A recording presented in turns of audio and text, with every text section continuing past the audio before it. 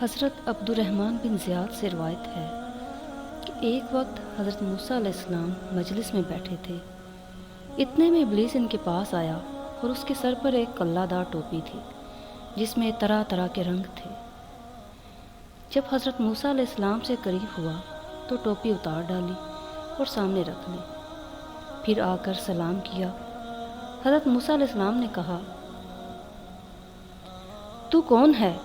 بولا، میں ابلیس ہوں۔ حضرت موسیٰ علیہ السلام بولے، اللہ تجھے زندہ نہ رکھے، تو کیوں آیا؟ کہنے لگا، میں آپ کو سلام کرنے کے لیے آیا تھا، کیونکہ آپ کا مرتبہ اور آپ کی منزلت اللہ تعالیٰ کے نزدیک بہت ہے۔ حضرت موسیٰ علیہ السلام نے پوچھا، وہ کیا چیز ہے جو میں نے سر پر دیکھی ہے؟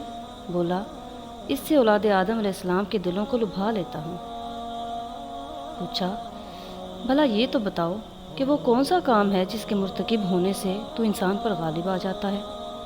جواب دیا، جب آدمی اپنی ذات کو بہتر سمجھتا ہے اور اپنے عمل کو بہت کچھ خیال کرتا ہے اور اپنے گناہوں کو بھول جاتا ہے۔ اے موسیٰ، میں تم کو تین چیزوں سے ڈراتا ہوں۔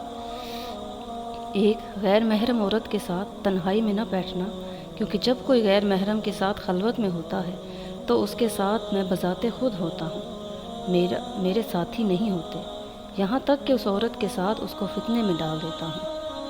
دوسرے، اللہ سے عہد کرو تو اسے پورا کیا کرو، کیونکہ جب کوئی اللہ تعالیٰ سے عہد کرتا ہے تو اس کا ہمراہی اپنے ساتھیوں کو چھوڑ کر میں خود ہوتا ہوں، یہاں تک کہ اس شخص اور رفاع عہد میں حائل ہو جاتا ہوں۔ تیسرے، جو صدقہ نکالا کرو اسے جاری کر دیا کرو، کیونکہ جب کوئی صدقہ نکالتا ہے اور اسے جاری نہیں کرتا تو میں صدقے اور اسے پورا کرنے کے درمیان حائل ہو جاتا ہوں، اور یہ کام بذات خود کرتا ہوں اور اپنے ساتھیوں سے نہیں لیتا۔